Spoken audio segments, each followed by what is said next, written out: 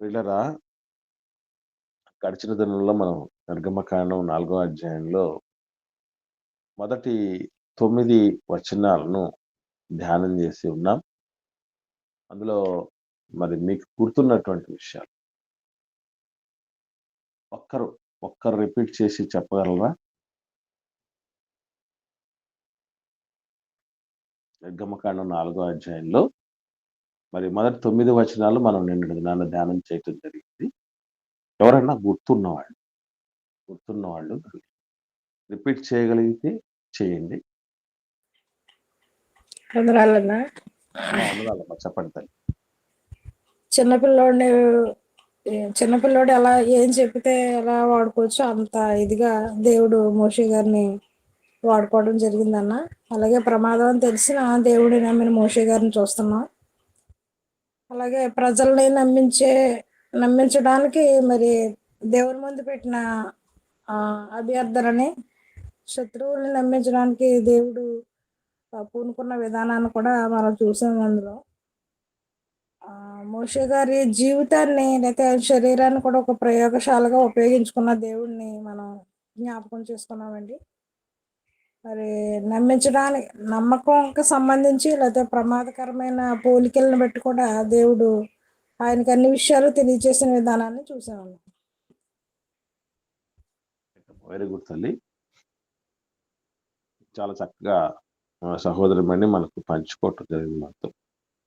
So ఎప్పుడైతే దేవుడు వాడుకునే సాధనం మనిషిగా ఉండాలని మనం కోరుకుంటాం. దేవుడు వాడుకోవాలని అందరూ కోరుకుంటారు, కానీ ఇలా వాడుకుంటారని అందరికి తెలియదండి. అది ఎంత ఉంటుందని తెలిసింటే నేను ఈ పని చేసేవాడిని కాదు, ఈ పనికి పూనుకునేవాడిని కాదు అని చెప్తూ ఉంటాను. దేవుడి పని మంత్రసాని పని లాంటిదండి.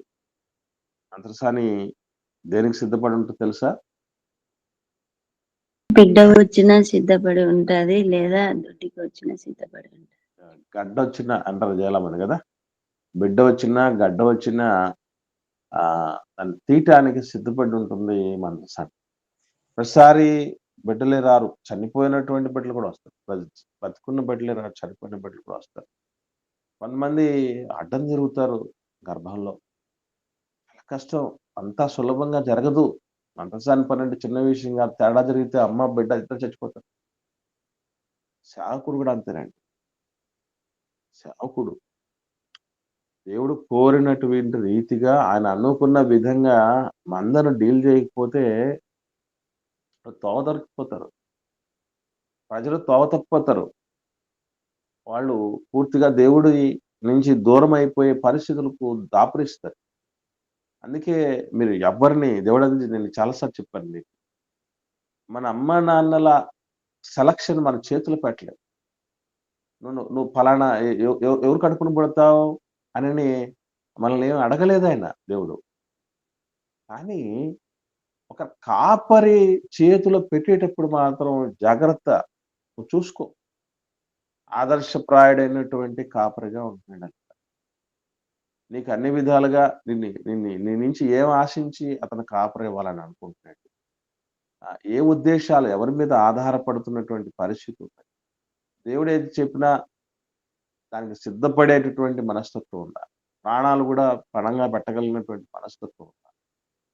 మనల్ని పిల్లలు మనం సొంత బిడ్డల్ని కాపాడుకున్నట్టు కాపాడుకోవటానికి వారికి ఏమేమి ఇవ్వాలన్నటువంటి ఆ స్పృహ అతనికి ఉన్నదా లేదా,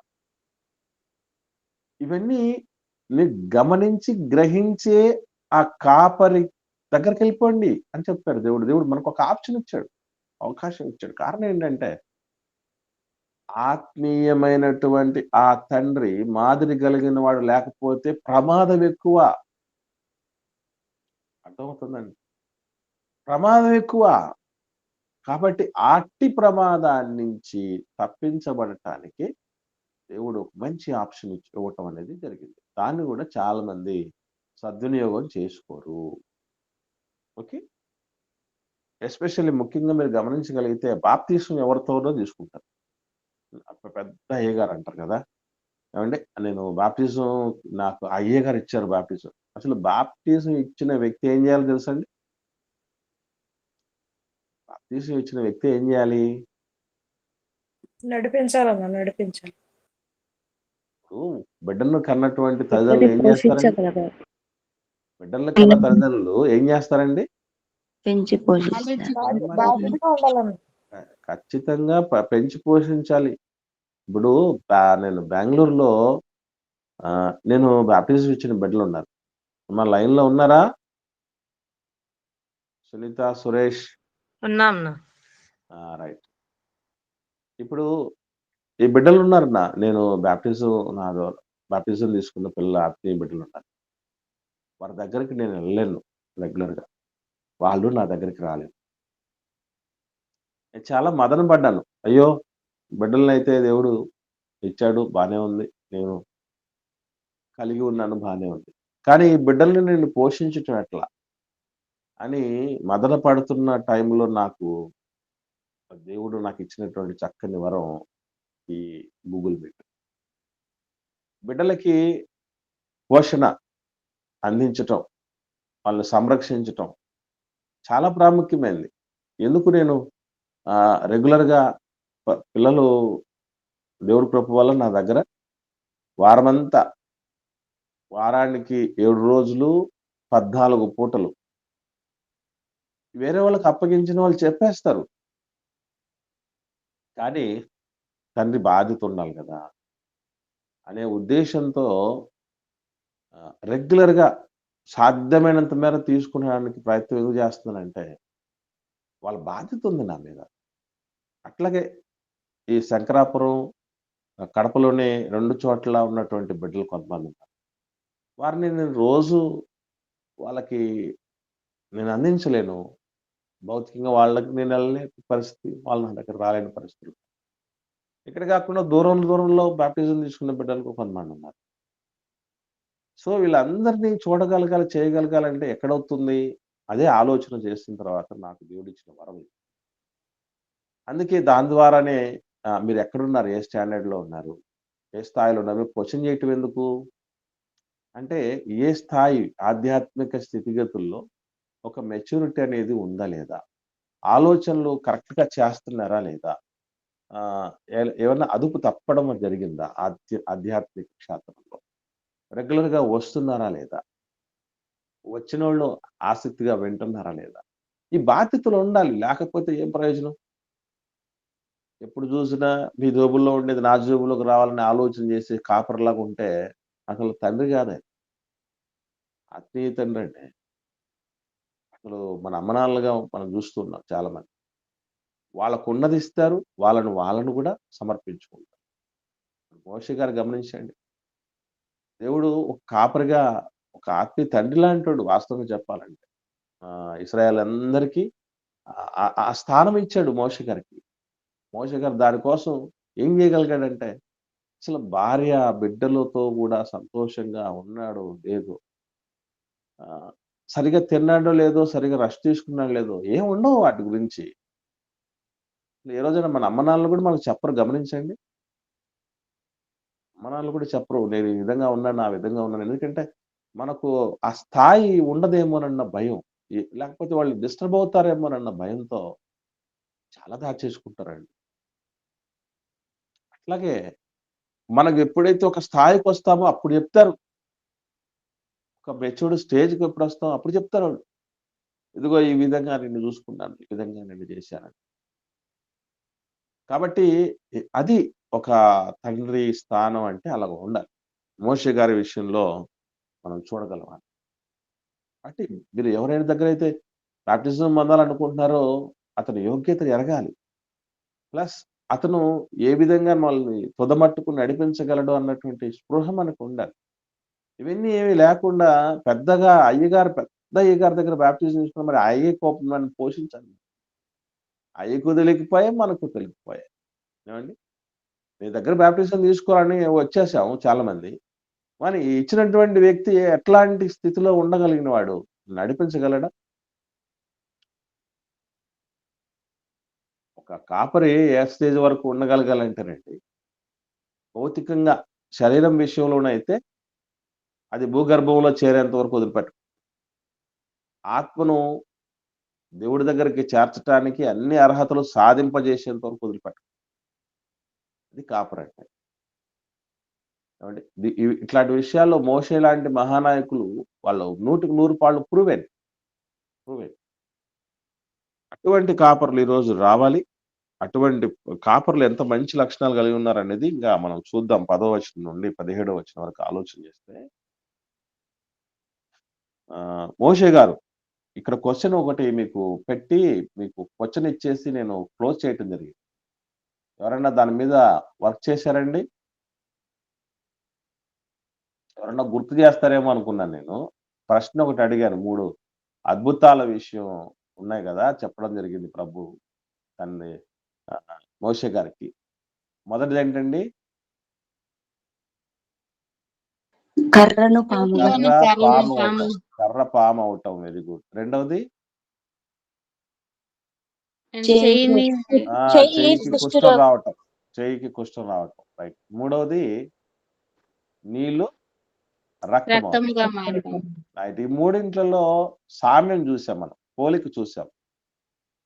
3 విధ్వంసకరమైనటువంటి అద్భుతాలే. తర్వాత దీనిలో డిఫరెన్స్ ఒకటి ఉంది. ఒక కామన్ డిఫరెన్స్ ఉంది. అదేంటో కనుక్కోండి అని చెప్పాను. అంటే తేడా ఎవరన్నా కనుక్కున్నారా?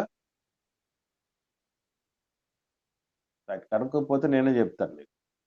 అంటే పోనీ ఎవరన్నా డిస్కషన్ ప్రయత్నమో ఏదన్నా చేశారా? పోనీ మర్చిపోయారా?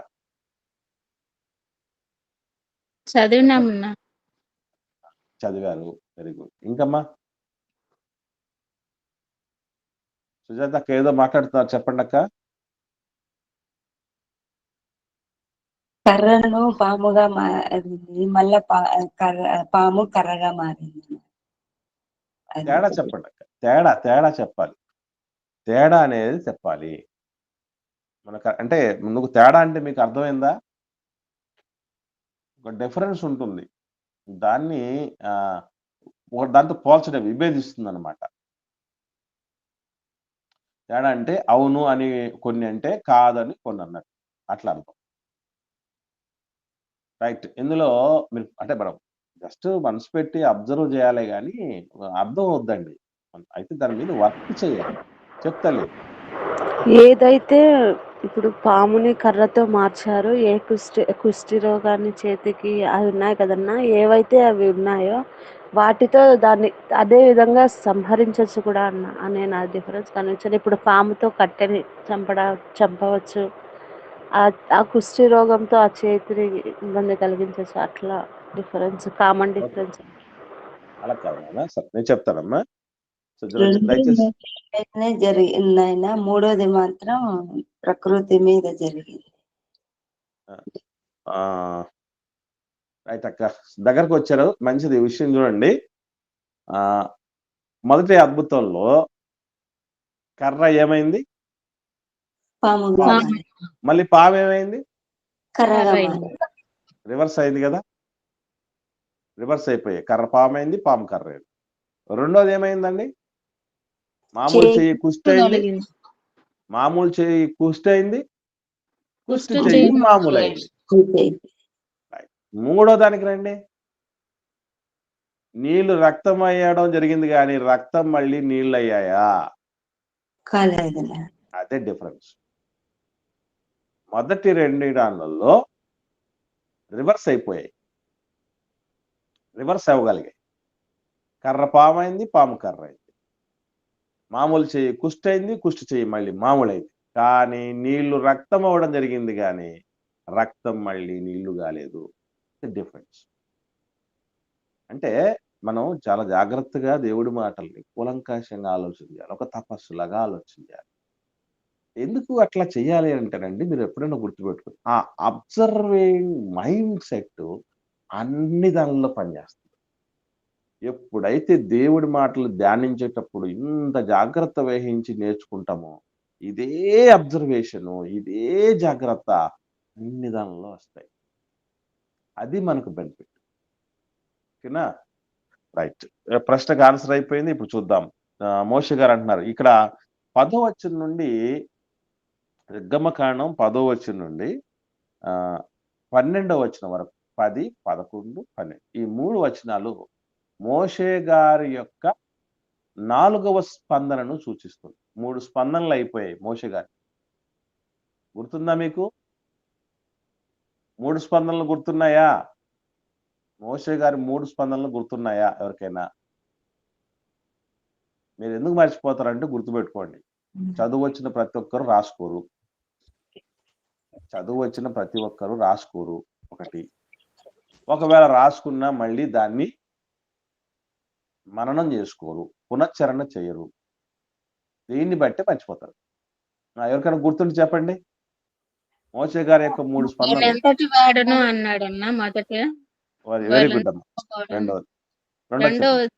పేరేమిటి అని దేవుణ్ణి అడుగుతారని చెప్పారన్నా. వెరీ గుడ్ అమ్మా. మూడవది వాళ్ళు నన్ను నమ్మరు అని చెప్పారన్న. వెరీ గుడ్ తల్లి. Very good. ఇవి అప్పుడప్పుడు మాస్టర్లు చెప్తూ ఉంటారు మనకు గుర్తుందండి. ఏమని అంటే నిన్న అర్ధరాత్రి నిద్ర లేపినా కూడా చెప్పగలగాలి అంటారు కదా. కాబట్టి ఈ స్పందనలు ఏంటో తెలుసుకోవాలి. ఇవన్నీ అబ్జర్వేషన్ చాలా ప్రాముఖ్యమైనది. గ్రంథంలో ధ్యానం చేయండి, పరిశీలన చేయండి, పరిశోధించండి. ఇవన్నీ చెప్తూ ఉంటారు. ఆ పరిశోధనలో ఆ పరిశీలన లేకపోతే ఈరోజు మనం ఎన్నో కనుక్కునే వాళ్ళం కూడా కాదు. దానివల్ల చాలా చాలా తెలుసుకుంటాం. చాలా ఈజీ అయిపోతుంది జీవితం. తెలియకపోతేనే సమస్య. తెలిసిందనుకోండి చాలా ఈజీ అయిపోతుంది. ఓకే.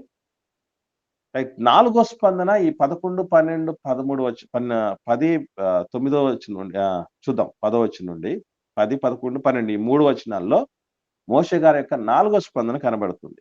ఏమిటి ఆ 4వ స్పందన అంటే అప్పుడు మోషే, ప్రభువా ఇంతకు మునుపైనను నీవు నీ దాసునితో మాటలాడినప్పటి నుండి అయినను నేను మాట నేర్పరిని కాను, నేను నోటి మాంద్యము నాలుక మాంద్యము గలవాడనని యెహోవాతో చెప్పగా, యెహోవా మానవులకు నోరిచ్చిన వాడెవడు? మగవారినే గాని, చెవిటివాడినే గాని, దృష్టిగలవాడినే గాని, గుడ్డివాడినే గాని పుట్టించిన వాడెవడు? యెహోవానైన నేనే గదా. కాబట్టి వెళ్ళుము, నేను నీ నోటికి తోడై ఉండి నీవు ఏమి పలకవలసినది నీకు బోధించదనని అతనితో చెప్పాను.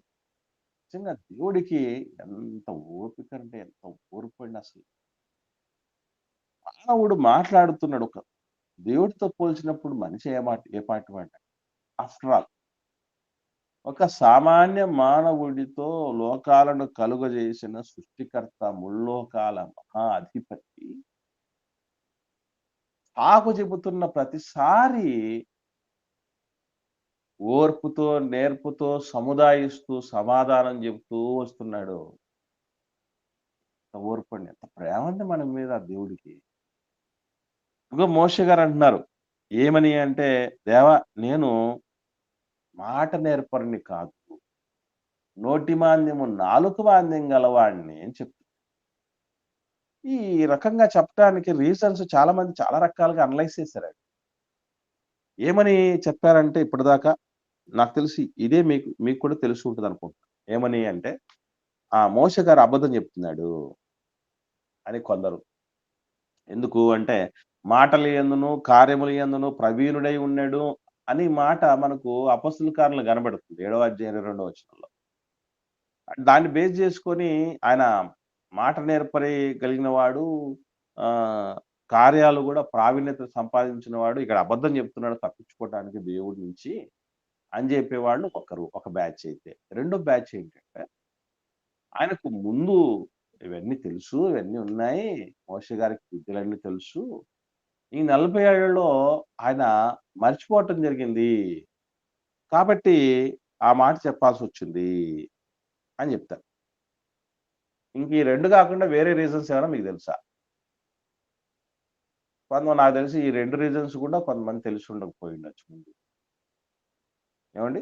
ఎందుకు చెప్పుంటాడు ఆ మాట మోషే గారు, నేను నాలుక మాంద్యం గలవాడిని, నోటి మాంద్యం గలవాడిని అని?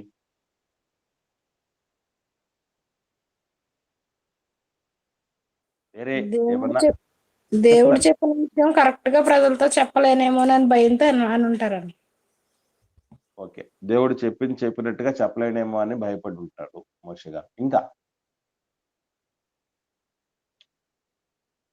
మనం ఇంకా అనే అనుకునే కొద్ది ఆలోచనలు వస్తాయండి. ఇంతే అనుకుంటే మనకేం ఆలోచనలు ఆగిపోతాయి. నేను అందుకనే ఎక్కువ ఇంకా ఇంకా అంటున్నాను. ఇంకా అంటే మీరు ఇరిటేట్ అవ్వకండి. ఓకే. ఏమైనా తప్పించుకోవాలని అనుకున్నాడేమన్నా. వెరీ గుడ్ అమ్మా. తప్పించుకోవడానికి కూడా అదే ప్రారంభం నుంచి చెప్తున్నవన్నీ తప్పించుకోవడానికి సాకులే వాస్తవంగా చెప్పాలంటే.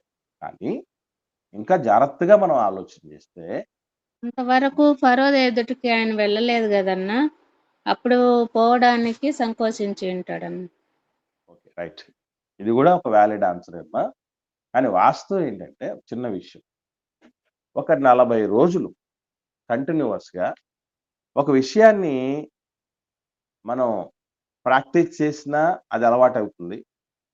లేదా ప్రాక్టీస్ 40 డేస్ కంటిన్యూయస్‌గా అలవాటు తప్పిపోయినా దాన్ని మర్చిపోతాం మనం. 40 రోజులే. ఇప్పుడు అందుకే హైందవ సోదరులు మండల దీక్ష అని పెడతారు కదా! మనం దానికంటే ముందు మనకు తెలుసు లెంట్ డేస్ అని. అసలు ఈ 40 డేస్ ఈ కార్యక్రమాలు లాంటివి ఎందుకు ఏర్పాటు చేస్తారంటే, మీరు కావాలంటే టెస్ట్ చేసుకొని చూడండి. 40 డేస్ వరకు కంటిన్యూయస్‌గా సేమ్ టైంకి లేస్తే అలారం పెట్టుకొని, మళ్ళీ అలారం అవసరం లేకుండానే 41 రోజు నుంచి మీరు లేస్తారు. అది నా నా లైఫ్ మీద నేను చాలా సార్లు ప్రయోగం చేసుకున్నాను. నేను 4 గంటలకు అలారం పెట్టుకుంటానండి రోజు. 3:55కి మెలకువొస్తుంది. అంటే అలారం కొట్టక ముందే 5 నిమిషాల ముందే నాకు మెలకువొచ్చేస్తుంది. మెలకు వచ్చిందో ఖచ్చితంగా 3:55 అయి ఉంటుంది టైం. నేను ఏ టైం నిద్రపోయినా కూడా ఆ టైంకు మెలకువొచ్చేస్తది. అంటే ఇది ఎందుకు అనంటే కంటిన్యూటీ బేస్. మీరు కూడా ఏదైనా సరే లేవటం విషయం కావచ్చు, ఏదన్నా చదువుకునే అలవాటు కావచ్చు, ఏదైనా సరే ఒక పని చేసే అలవాటు కావచ్చు. కంపల్సరీగా కంటిన్యూయస్‌గా 40 డేస్ చేస్తే, లేకపోతే 40 డేస్ వరకు మానేస్తే, for example cell phone addiction నేను మానలేకపోతున్నాను. మానలేకపోవడానికి కారణం ఏంటంటే, వెంటనే మళ్ళీ దాని దగ్గరికెళ్ళిపోవడం. అంటే దాన్ని ఒక 40 రోజులు పక్కన పెట్టేసాం అనుకోండి, సెల్ ఫోన్ మీద మనకు ఆలోచన రాదు. 40 రోజులా? 4 గంటలు పక్కన పెట్టుకుండండి చూద్దాం. సరే ఇక్కడ చూస్తే మోషే గారికి ఏం జరిగిందనంటే 40 రోజులు కాదు, 40 ఏళ్ళు గ్యాప్ వచ్చింది. అసలు ఐగుప్తు అంటే అక్కడ ఏం ప్రాబ్లమ్ ఉంటది వాస్తవంగా చెప్పాలంటే లాంగ్వేజ్ ప్రాబ్లమ్. ఐగుప్తులు ఏ భాష మాట్లాడతారండి? ఐగుప్తులు ఏ భాష మాట్లాడతారు? ఈజిప్షియన్ లాంగ్వేజ్ వాడతారండి. ఐగుప్తు భాష మాట్లాడతారు. రాజు ఏ భాష మాట్లాడతాడు? ఐగుప్తు భాష మాట్లాడతాడు. ఈయన ఐగుప్తు దేశాన్ని, ఐగుప్తు భాషను వదిలేసి ఎన్నేళ్లయింది? 40 ఏళ్లయింది. ఈ 40 ఏళ్ళులో ఏమైపోయి ఉంటదంటే ఐగుప్తు భాష సున్నాకొచ్చింది. మీరు లాంగ్వేజ్ కమ్స్ బై స్పీకింగ్ అనే ఒక సామెత ఉంది. విన్నారా? భాష ఎప్పుడొస్తుందనంటే మాట్లాడుతూ ఉంటే వస్తుందంట. మాట్లాడడం మానేస్తే భాష రాదు. మనం ఎందుకు అంత ఫ్లూయెంట్‌గా తెలుగు భాష మాట్లాడగలం అనంటే, అది మాట్లాడుతూనే ఉంటాం కాబట్టి. మరి ఎందుకు అంత ఫ్లూయెంట్‌గా ఇంగ్లీష్ మాట్లాడలేము? మన చుట్టూ ఎవరు మాట్లాడేవాళ్ళు లేరు కాబట్టి. మోషే గారికి ఆ బ్యారియర్ అది వాస్తవంగా నిజం అది. ఎందుకనంటే, దేవుడు మోజేస్ నువ్వు తప్పించుకోవటానికి సాకు చెప్తున్నావురా, అబద్ధం చెప్తున్నావురా నువ్వు అనలేదు చూడండి. అనలేదు.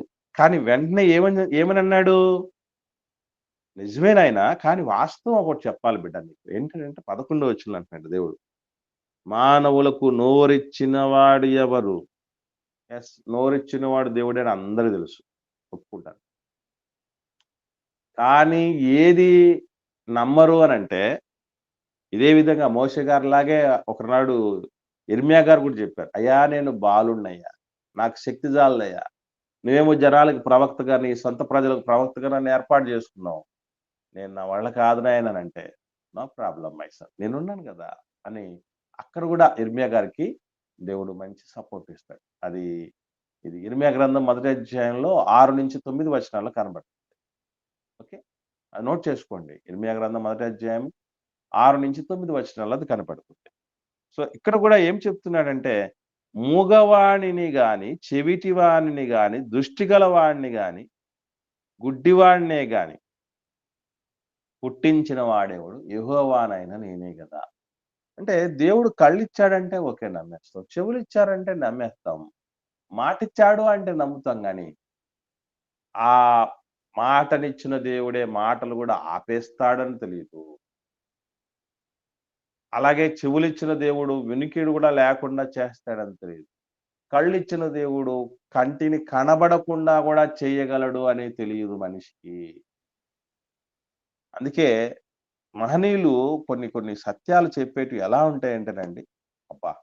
ఎంత మధురంగా, ఎంత చక్కగా, ఎంత ఉన్నతంగా అర్థం చేసుకున్నారా దేవుడి కార్యాలని అనిపిస్తుంది.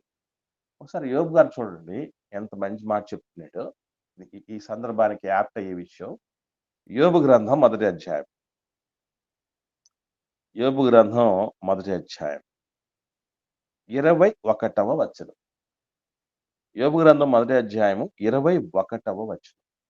నేను నా తల్లి గర్భములో నుండి దిగంబరినై వచ్చి తిని దిగంబరినై అక్కడికి తిరిగి వెళ్ళేదను.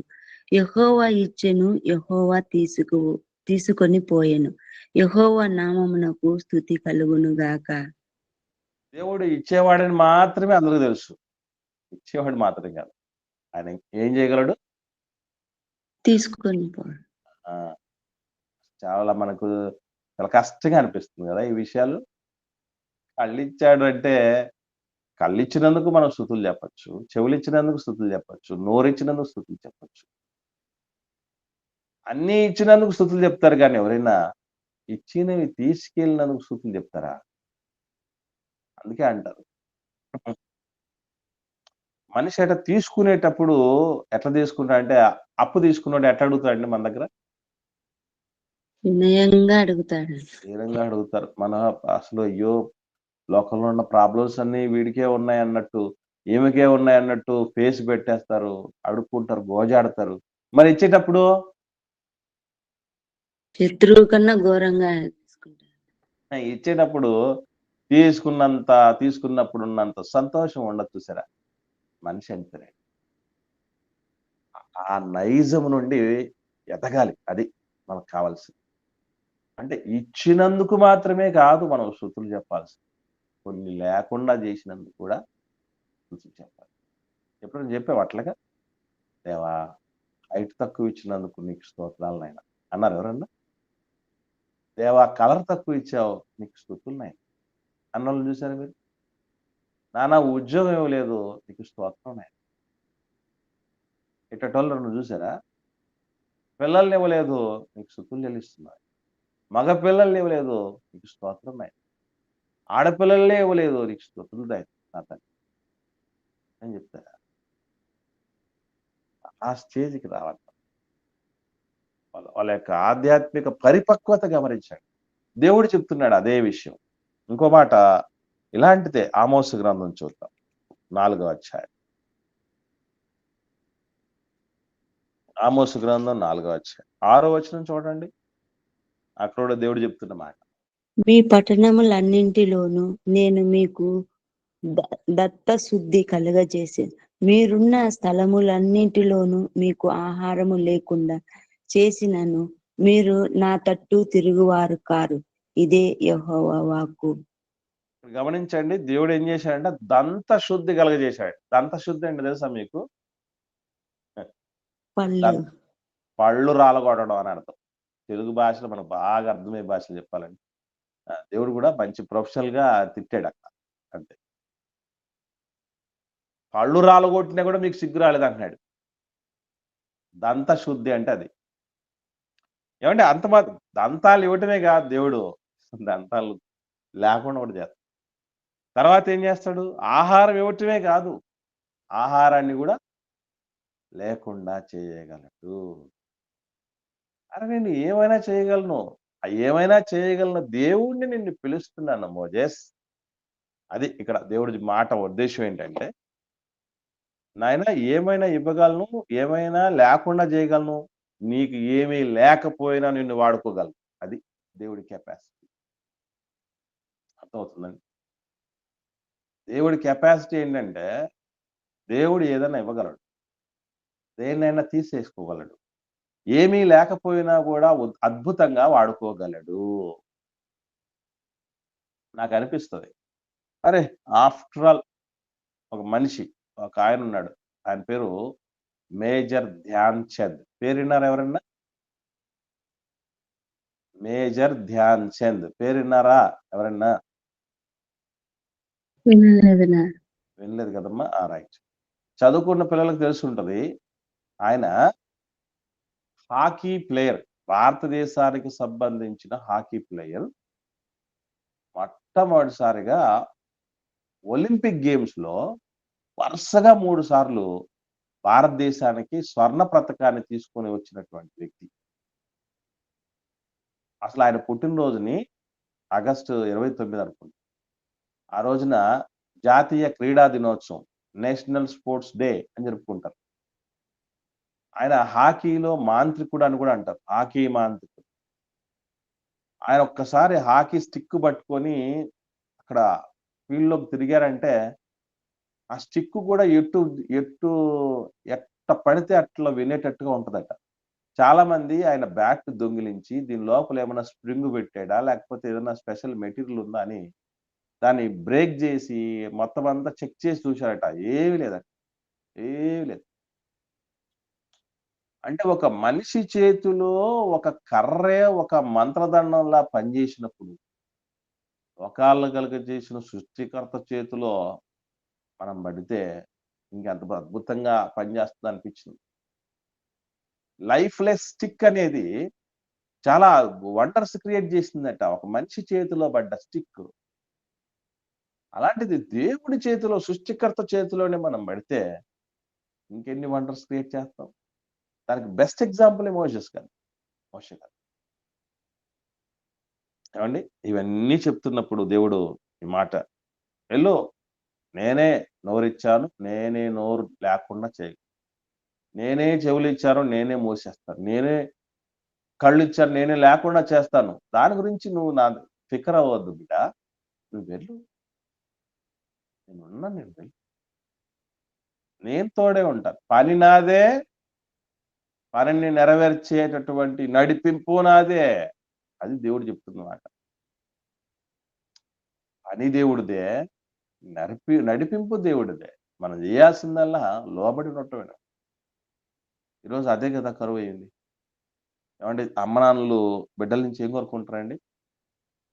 ఒక్కటే కోరుకుంటారు. ఒకే ఒకటి కోరుకుంటారు పిల్లల నుంచి. ఏంటో చెప్పండి? మీరు అక్కడ లైన్ లో అమ్మ నాన్నలు ఉన్నారా లేరా? మమ్మల్ని బాగా చూసుకోవాలనుకుంటాను. లేదక్క, ఇంకా వాళ్ళు బాగా సెటిల్ నేను అవ్వాలి. చెప్పిన మాట వినాలి ఈ సెటిల్ అవటం, బాగా చూసుకోవటం, నేను వీటన్నిటికంటే చెప్పిన మాట వినాలి మాట వింటే చాలు అంతే. సమస్యలన్నీ, లోకంలో సమస్యలన్నీ పిల్లలకు సంబంధించి ఏ సమస్యలన్నీ ఉండేది? ఏం ప్రాబ్లమ్స్ ఉన్నాయి చెప్పండి? మాట పిల్లల వినక ప్రాబ్లం ఏంటి? మాట వినకపోవటమే. మాట వినకపోవటమే. ఏది నేను అడుగుతున్నాను, మీరు చెప్పండి. మనందరిలో ఏ మాట చెప్పినా నా బిడ్డలు వింటారండి అన్నోళ్ళు ఎంతమంది ఉన్నారు? ఎంతమంది పిల్లలు ఉంటారు? దీనికి ఒక బెస్ట్ ఎగ్జాంపుల్ చెప్పాను మీకు ఇంతకుముందు, గుర్తుందో లేదో. అబ్రహాం గారు కొడుకును బంధించి అన్నది కదా, ఇస్సాకును బంధిస్తే బంధించబడుతున్నాడు ఏంటి? దేనికి బంధిస్తున్నాడు? చంపేయటానికి. నాన్న చంపేయటానికి ప్రిపేర్ అయిపోతే సావడానికి ప్రిపేర్ అయ్యాడంటే కొడుకు. అంటే ఎట్లా ప్రిపేర్ చేశాడు కొడుకుని? ఎట్లా పెంచాడు? మాట వినేటట్టు కట్టెల మోపు భుజ నెత్తి మీద పెట్టి, తల మీద పెట్టి నడు అంటే నడిచాడు. బంధిస్తే బంధించబడ్డాడు, చంపేస్తే చచ్చిపోవడానికి సిద్ధపడ్డాడు. అది పెంపకం అంటే. ఇటువంటి విషయంలో మనం ఎప్పుడో ఫెయిల్యూర్ అయిపోయాం. మాట వినడం మరి ఆ మాట వినకపోవటం. నువ్వు మాట వినరా, చెప్పిన మాట వినమ్మా. ఎన్నిసార్లు చెప్తాం మన బిడ్డలకి? కాబట్టి ఇక్కడ దేవుడు మనకు చెప్తున్నటువంటి మాట వినే మోజెస్ లాంటి వాళ్ళు కావాలి.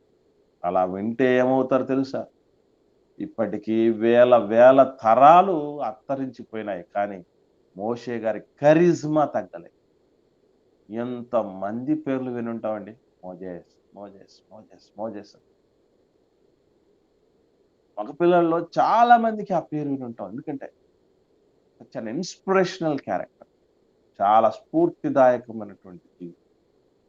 అంటే అలాంటి జీవితం రావాలి అంటే దేవుడి చేతిలో ఒదిగిపోవాలి. అది మనం గుర్తుపెట్టుకోవాల్సింది. రైట్. అది 4గో సాకుకి దేవుడిచ్చిన జవాబు. ఇక్కడితో ఆగిపోలేదు. 5వ స్పందన గూడా మోషే గారిది ఉంది. అదే మనకు 14 వచనం నుండి 17 వచనం వరకు ఉంటుంది. చూద్దాం. 5వ స్పందన. 4 స్పందనలు గుర్తున్నాయి గదా! మొదటి స్పందన ఏంటండి? నేను ఏ పాటి వాడినో అనేది. రెండవదేంటి? నువ్వు నీ పేరేమని చెప్పమంటావు దేవా అనేది. మూడోదేంటి? వాళ్ళు నా మాట నమ్మరు అనేది. నాలుగోదేంటి? నేను మాట నేర్పరిని కాదు, నోటి మాంద్యము, నాలుక మాంద్యం కలిగిన వాడిని అనేది 4వ స్పందన. 5వ స్పందన నుండి 14వ వచనం చూద్దాం. ఆయన మోషే మీద కోపపడి, లేవీయుడగు నీ అన్నయ్యైన అహరోను లేడా? అతడు బాగుగా మాటలాడగలగని నేనెరుగుదును. ఇదిగో అతడు నిన్ను ఎదుర్కొన వచ్చుచున్నాడు. అతడు నిన్ను చూచి తన హృదయమందు సంతోషించును. నీవు అతనితో మాట్లాడి అతని నోటికి మాటలు అందించవలను. నేను నీ నోటికి అతని నోటికి తోడయుండి మీరు చేయవలసిన దాన్ని మీకు బోధించదను. అతడే నీకు బదులుగా జనులతో మాట్లాడును. అతడే నీకు నోరుగా నుండును. నీవు అతనికి దేవుడుగా ఉందువు. ఈ కర్రను చేత పట్టుకొని దానితో ఆ సూచక్రియలు చేయవలనని చెప్పాను. చాలా ఇంట్రెస్టింగ్ విషయాలున్నాయి. అక్కడ మోషే గారు అన్నటువంటి మాట ఏంటంటే 13వ వచనం, మనం మిస్ చేసాం దాన్ని. 13వ వచనం నుంచి ఉంది 5వ సాకు, అక్కడే ఉన్నది. అందుకు అతడు, అయ్యో ప్రభువా, నీవు పంపదలచిన వానినే పంపుము. అంటే ఏం చెప్తున్నట్టు? నన్ను పంపొద్దయ్యా బాబు, నన్ను పంపొద్దు, ఇంకొక ఎవనైనా చూసుకో. అది 5వ సాకు. నువ్వు పంపదలిచిన వాడినే నువ్వు పంపు. పిలవటమేమో ప్రభువా అని పిలుస్తున్నాడు. ప్రభువు అంటే అర్థం ఏంటండి తెలుసా మీకు? అర్థం ప్రభువు అంటే అర్థం ఏంటి? యజమాని అని, నా యజమాని. వెరీ గుడ్ అమ్మా. రాజు అని, రాజు యజమాని అని అర్థం. మరి యజమాని చెప్పిన మాట వినాలి కదా. యజమాని మాట వినకుండా యజమాని అని పిలిస్తే సరిపోద్దా? చెప్పండి. యజమానులు ఇప్పుడు మన మన మన యజమానులు మన అమ్మ నాన్నలు. అర్థమవుతుంది? మన యజమానులు మన అమ్మ నాన్నలు. ఈ అమ్మ నాన్నల మాట వినకుండా అమ్మ నాన్నని పిలిచే పిలుపులో అర్థమే లేదు. అర్థమవుతుంది మీకు? అయ్యో ప్రభువా అన్నాడు. ప్రభువా అంటున్నాడు కానీ ప్రభు మాట వినట్లేదు. మన పరిస్థితి చాలా మంది ఎలా ఉంటుంది. కాకపోతే మోషే గారి సంగతి ఏంటంటే దిద్దిన వెంటనే సర్దుకుపోయేవాడు. అదే మన పిల్లలకి మనకి లేనిది ఏంటంటే దిద్దినా మనం సర్దుకుపోలేం, దిద్దినా దిద్దబడం. కానీ మోజెస్ గారు అలా కాదు. దేవుడు చెప్పగానే మౌల్డ్ పోయడానికి సిద్ధంగా ఉన్నటువంటి వ్యక్తి, దేవుడి చేతిలో ఒక మట్టి ముద్రలాగా ఉండేటటువంటి వ్యక్తి మోజెస్ గారు. చూడండి, ఆ మాట చెప్పినప్పుడు అడుగుతున్నాడు. ఫస్ట్ టైం అండి 14వ వచనంలో మీరు చూస్తే, లేవీయుడగు నీ అన్నయ్య అయిన అహరోను. ఫస్ట్ టైం ఇప్పుడే అహరోను గారి ప్రస్తావన వచ్చేది ఈ నిర్గమ కారణములో. ఈ 4వ అధ్యాయంలో 14వ వచనంలోనే ఫస్ట్ ప్రస్తావన అహరోను గారిది. అంతకు ముందు ఎవరికి ప్రస్తావన ఉంటుంది? మోషే గారి ప్రస్తావన ఉంది, మోషే గారి అమ్మ నాన్నల ప్రస్తావన ఉంది, మోషే గారి అక్కగారి ప్రస్తావన ఉంది. ఇదంతా నో ప్రాబ్లం. ఐగుప్తుల గురించి ఉంది, ఆన్ ది హోల్ ఇస్రాయల్ గురించి ఉంది. కానీ ఫస్ట్ టైం నీ అన్న ఉన్నాడు కదా అహరోను అనే మాట ఇక్కడ కనబడు. అతడు బాగా మాట్లాడగలడు. ఎవరికి ఏ టాలెంట్స్ ఉన్నాయో వాళ్ళకే తెలియకపోయినా దేవుడు తెలుసు. మర్చిపోతాడు. దేవుడు గొప్పతనం ఏంటంటే మన టాలెంట్ లేదో మనకే తెలియకపోయినా దేవుడికి తెలుసు. అందుకే నాయన, నా టాలెంట్ నాకంటే బాగా నీకే తెలుసు, కాబట్టి నువ్వు వాడుకో, నువ్వు వాడుకోవడానికి నేను సిద్ధపడతాను అనేది చాలా ముఖ్యమైనది. అతడు నిన్ను రావడానికి వస్తున్నాడు, నిన్ను ఎదుర్కోవడానికి వచ్చేస్తున్నాడు మోజెస్. నేను రావటమే కాదు, నేను వచ్చానంటే ఇంకా అన్ని నిన్ను ఎత్తుకుంటూ వస్తాయి. అది విషయం. ఒక్కసారి దేవుడు వెతికిన మనిషి, దేవుడు నిలిపిన మనిషి కోసం అందరూ క్యూ కడతారు. అసలు వాడే వచ్చేస్తున్నాడు. ఇప్పుడు మీ అన్నయ్య వస్తున్నాడు, అహరోన్ వచ్చేస్తున్నాడు. అతడు నిన్ను చూసి ఏమవుతాడు? నిన్ను చూసి తన హృదయంలో సంతోషిస్తాడు. తమ్ముణ్ణి చూసి అన్న సంతోషించడం it's a very good sign. మంచి పరిణామం అది. మంచి సూచన అది. తమ్ముణ్ణి చూసి అన్న సంతోషపడటం, చెల్లెళ్ళు చూసి అన్న సంతోషపడటం, చెల్లిని చూసి అక్క సంతోషపడటం. ఇవి గుడ్ సైన్స్ అన్నమాట. అంటే పెద్దవాళ్లకు చిన్నవాళ్ల మీద కటాక్షం కలిగితేనండి చాలా మేలండి. బిడ్డలకి, చిన్నవాళ్ళకి చాలా మేలండి. అందుకే ఎప్పుడు కూడా అది మర్చిపోకూడదు. పెద్దవాళ్ళని చూడగానే వీళ్ళ కటాక్షం మా మీద ఉండాలి, వీళ్ళ దయ మా మీద ఉండాలి, వీళ్ళ బ్లెస్సింగ్స్ మాకు కావాలి అన్న తపన మనలో ఉండాల్సింది తప్ప ఇంకొక రకంగా వాళ్ళు చూడకూడదండి. ఎప్పటికీ మంచిది కాదు. అన్న 5 ఏళ్ళు పెద్దవాడు మోషే గారికి. మోషే గారితో కంపేర్ చేసినప్పుడు చాలా క్వాలిటీస్ తక్కువ ఉన్నాడు. కానీ అన్నే మర్చిపో. కొంతమంది ఉంటారు చెల్లెళ్ళు కొంచెం షార్ప్గా ఉండేవాళ్ళు, తమ్ముళ్ళు షార్ప్గా ఉంటారు. అసలు నేను ఎప్పుడు చెప్తూ ఉంటా, షార్ప్నెస్ ఎవరి వల్ల వచ్చింది వాళ్ళకి తెలుసా మీకు? పెద్దవాళ్ళ వల్ల. Very good. చిన్న పిల్లలకు వచ్చిన షార్ప్నెస్ పెద్దవాళ్ళు పెట్టిన భిక్ష, అది వాళ్ళ పుణ్యం. అది నా మిరియాము పెద్దదే, అహరోన్ పెద్దరునా? అమ్మ నేను దాని గురించి ఆన్సర్ చేసేసానమ్మా, మీరు వినలేదేం, మరి లేరనుకుంటా, మధ్యలో మిస్ అయ్యారు. మా ఎవరికైనా గుర్తుందా మీకు? చెప్పింది అదే కదా మా పాఠం చెప్పింది గుర్తుంది కదా మీకు? నేను పాఠం చెప్పింది గుర్తుందా అని అడుగుతున్నాను తల్లి, అది చెప్పండి ఆన్సర్ మీకు. వెరీ గుడ్ అమ్మా. ఒక చిన్న విషయం చెప్తాను చూడండి. మోషే గారికి అహరోన్ గారికి అమ్మకు క్లారిఫికేషన్ కోసం, మోషే గారికి అహరోన్ గారికి ఎంత డిఫరెన్స్ ఉందండి? Age difference 5 very good, 5 years ఉంది. అది గుర్తుపెట్టుకోండి. ఇప్పుడు 3 నెలల వయస్సులో ఉన్నప్పుడు మోషే గారికి అక్క అంటే మిరియమ్మ గారు దూరం నుంచి చూస్తున్నదట, గమనిస్తున్నదట. ఎప్పుడైతే మోషే గారిని ఆ పెట్టెలో నుంచి బయటికి తీస్తారో వెంటనే వాళ్ళ దగ్గరికి పోయిందట. పోయి ఈ అబ్బాయిని పెంచడానికి ఒక హెబ్రీ దాదిని తీసుకుని వచ్చేదా, ఇవన్నీ మాట్లాడింది. ఇలా మాట్లాడిందంటే మరి అప్పటికి నిజంగా అనుకుందాం కాసేపు, పెద్దవాడు అహరోన్ గారు అనుకుందాం. రెండో బిడ్డగా మిరియాం గారు వచ్చింది అనుకుందాం. కనీసం ఏజ్ గ్యాప్ 1 year అన్న ఉండద్దా? 5 ఏళ్ళు అనుకుంటే అహరోన్ గారికి కనీసం 1 సంవత్సరం చిన్నది ఉంటుంది. 4 ఏళ్ల ప్రాయంలో ఉన్న ఆమె దూరం నుంచి కనిపెట్టి దగ్గరికి వెళ్ళి మాట్లాడి ఇది చేయగలదా? చేయలేదు. అంటే ఖచ్చితంగా ఇవి ఎవరై ఉండాలి? అందులో నేను వెళ్ళి వానికి పాలిచ్చే దాదిని పిలుచుకొని వస్తాను అని ఈ మాటలన్నీ మాట్లాడితే మాటలు బాగా వచ్చిండాలి. అదమ్మా, మాటలు వచ్చి ఉండాలి, కొంచెం మెచ్యూరిటీ ఉండాలి, మైండ్ మెచ్యూరిటీ. ఇవన్నీ ఉండగలగాలంటే ఎవరై ఉండాలి? ఖచ్చితంగా ఇవే. మిరియామ పెద్దది. అక్కయ్య, ఇద్దరికి అక్కే. మిరియామ గారు అహరోన్ గారికి, మోషే గారికి ఇద్దరికి అక్కగారే. రైట్. ఇప్పుడు మనం మళ్ళీ విషయంలోకి వద్దాం. నీవు అతనితో 15వ వచనం, నీవు అతనితో మాట్లాడి అతని నోటికి మాటలు అందించాలి. నేను నీ నోటికి అతని నోటికి తోడై ఉంటాను.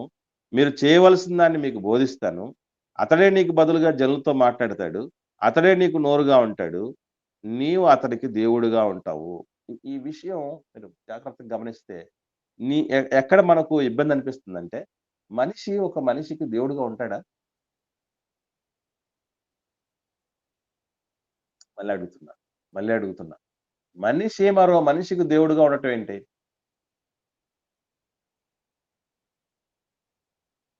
ఎలా అనుకుంటున్నారు దీన్ని మీరు చెప్పండి? నడిపించే విషయంలో అన్న. వెరీ గుడ్ అమ్మా, అంతవరకే. అంటే లీడ్ చేయటం అన్నదాన్ని కూడా దైవత్వంతో చెప్పబడింది. That's it. అదొక్క లక్షణ విషయంలోనే నీకు దేవుడుగా ఉంటాడు. అంటే నువ్వేం మాట్లాడతావు, నువ్వేం చెప్తావో అది మాత్రమే చేస్తాడు.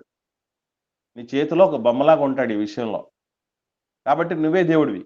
ఏం నడిపించేటువంటి రీతిగా ఏ ఏ ఏ విధంగా నడిపిస్తావో, ఏం మాట్లాడతావో అదే చెప్తాడు. ఆ విషయంలోనే దేవుడు అన్నటువంటి మాట చెప్పాడు తప్ప, దేవుడు అని చెప్పాడు కాబట్టి ఇప్పుడు మోషే గారికి దేవుడికున్నటువంటి అన్ని గుణగణాలు, అన్ని యోగ్యతలు ఉన్నాయని అర్థం గాదు. అర్థమైందా? ఇప్పుడు చిన్న మాట చెప్పండి. మనం ఎవరన్నా మనం ఎగ్జామ్ రాస్తున్నాం. ఒకటే ఒక పెన్ను తెచ్చుకున్నాం. పెన్ అయిపోయింది మధ్యలో. పక్కోడు విషయం చూసి ఎగ్జామ్ రాసే వ్యక్తి మనకు పెన్ ఇచ్చాడు. రాసాము ఎగ్జామ్ అంతా. మళ్ళీ తిరిగిచ్చినప్పుడు ఏమంటామండి? థ్యాంక్స్ అండి. థాంక్స్ చెప్తాం. బా ఇంకా దేవునిలా ఆదుకున్నావు నన్ను. దేవుడిలాగా నన్ను ఈ సమయంలో ఆదుకున్నావు. అంటే సరైన సమయంలో ఆదుకునేది దేవుడి లక్షణం. ఆ దేవుడి లక్షణం ఆ సమయంలో ఆ మనిషిలో కనపడింది. అర్థమైందా? అప్పుడప్పుడు మనల్ని కూడా ఉద్దేశించి కొంతమంది మన మంచితనాన్ని చూసి ఏమంటారండి? అబ్బా!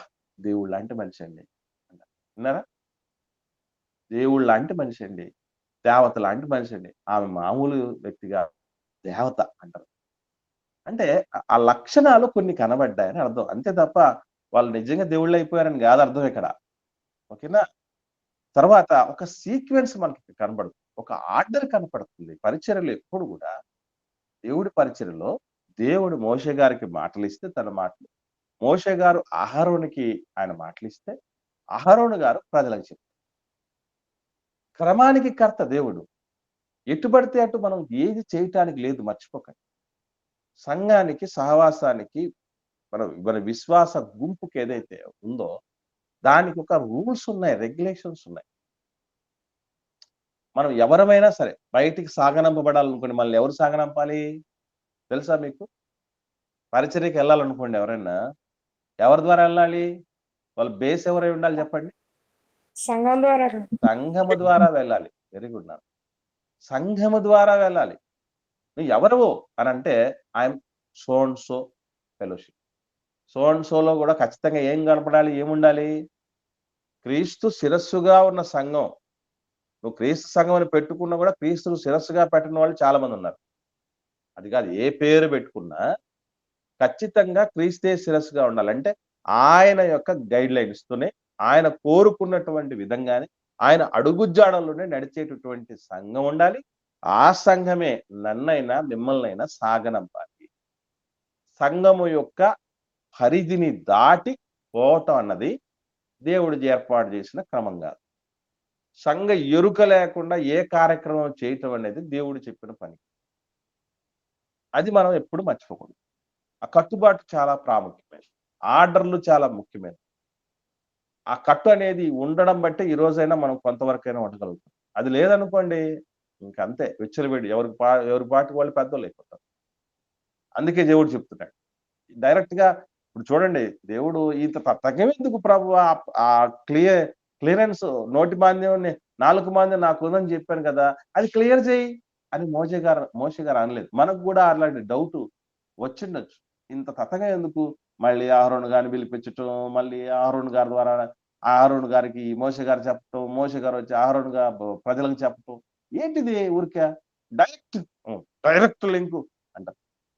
మేము అప్పుడప్పుడు చెప్తూ ఉంటాం, కొంతమంది సంఘాలకు వెళ్ళడం, ఎందుకయ్యా ఎక్కడికి వెళ్ళటం లేదంటే, మేము వాళ్ళ దగ్గరికి వెళ్ళాలని మేము డైరెక్ట్ గా లింకు కలిగి ఉన్నాం దేవుడితో. ఎవడు చెప్పాడు నీకు డైరెక్ట్ గా నీకు నాకు లింకులు ఉన్నాయని దేవుడితో?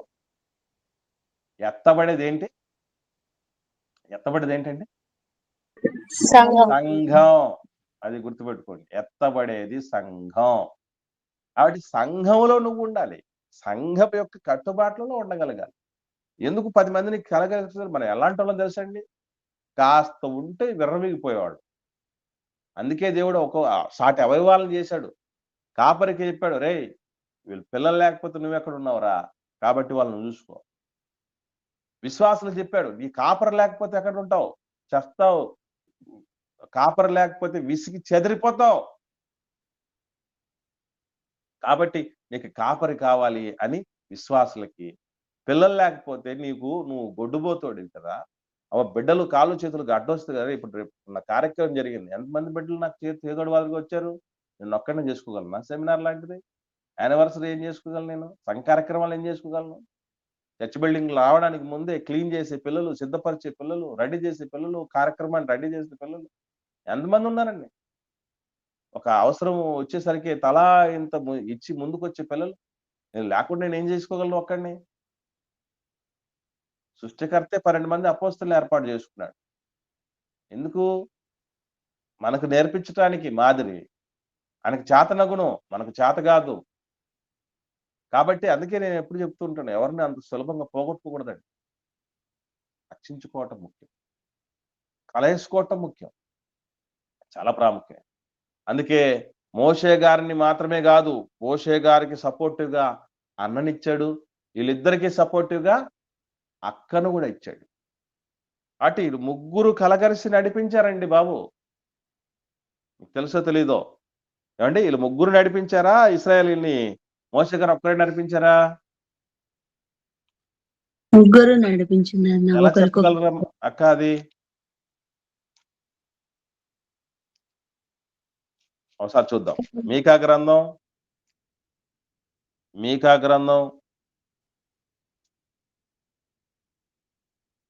6వ అధ్యాయము 4వ వచనం చూడండి.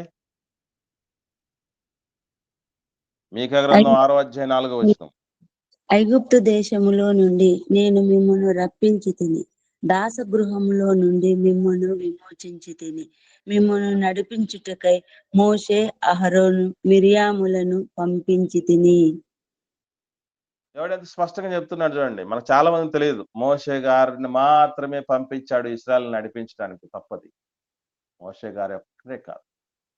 ఆయన వెనక నిజంగా ఈ అక్క, ఈ అన్న ఎంత మంచోళ్ళంటేనండి, తమ్ముడు అందరికి కనబడుతున్నాడు. మహానాయకుడు, మహానాయకుడు అన్నటువంటి రీతిగా అందరూ ఫాలో అయిపోతున్నది ఎవరిని చూసి, భయపడిపోతున్నది ఎవరిని చూసి అంటే మోషే గారిని. తమ్ముడు అలా ఎదిగిపోతూ ఉంటే కుళ్ళుకునేటటువంటి అన్నలు, అక్కలు ఉంటారు లోకంలో. అవునా కాదా?